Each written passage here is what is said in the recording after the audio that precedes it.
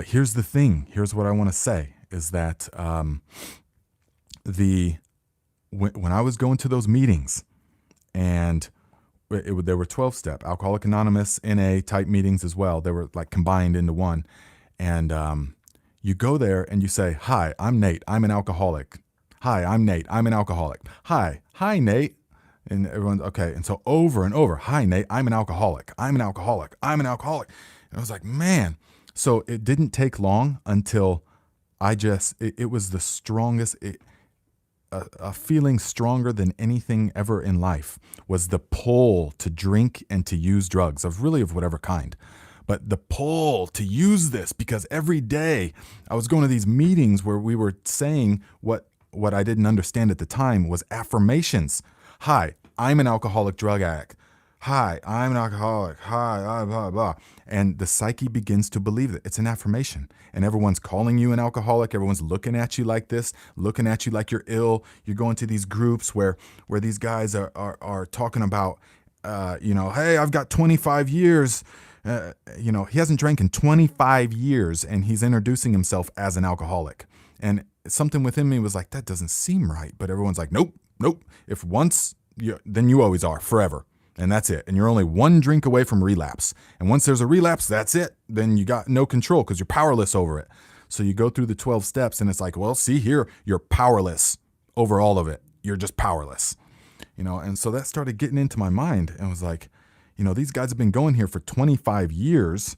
And and this is nothing against meetings. This is totally my personal experience, but it's like these guys are going to the meetings for 25 years, and yet they're still identifying in this way. And they still seem like, when they talk about their days when they were drinking and stuff or using, they talk about it like it's some long lost lover. Like they're just, their true love is just gone. They can never use it again, because that's what they are. They believe that that's what they are. And so that's why only 5% of people ever actually recover in that program and stuff. That's why I couldn't in that program. So I was like, man, I felt the strongest pull ever. And after like 6 months, I had some relapse and stuff like that, which we could talk about later at some other point. But a couple of years later, only once I came into the true realization of the power of the subconscious mind, that you have to let go of all of that. You have to just let go. The meetings can be a good thing at first, but you have to stop identifying as all that. I'm not an alcoholic. You don't call yourself any of that, because I'm not. That none of that is true. It's what you are now. And so you have to be very careful. If you have a loved one that is displaying symptoms of addiction and alcoholism or whatever, substance use or shopping addictions, all that kind of stuff, you have to be careful. If you truly care about them, do not label them an addict. Do not call them that, because if they begin to believe that, then that is what they will become. It's the law of confirmation, where we have to work with these laws of the mind. And so thankfully, deep down, I never really bought it. I never believed, there's no way that you're kidding me. I'm not that. I'm infinitely more than that. Even though at the time I didn't know. I didn't know about the infinite one self. I just knew that something didn't seem right. If you're trying to tell me that I got to go to these meetings every day the rest of my life because of what I am, it's like, no. You got to let go of all that. And that was the only way. And then it coincided with like a massive spiritual awakening as well. And from that time, the massive spiritual awakening, there's never been even, that person completely died, because I became totally willing to just die, to just let it all die. And that person died. And so who stepped out of that is an entirely different incarnation in many ways. And there's never been, from that one moment and the spiritual awakening, there's never been a single slightest desire of any kind to alter my state of mind in any way, as far as mind or mood altering substances. There's not been the slightest craving, desire, none of that whatsoever. I've never used anything ever again. Nor is there any chance of any of that ever happening again, because it's a completely different person.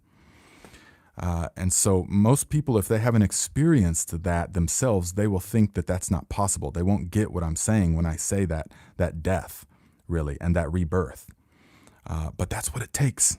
That's what it takes. You got to go deep, real deep, and be willing to just die.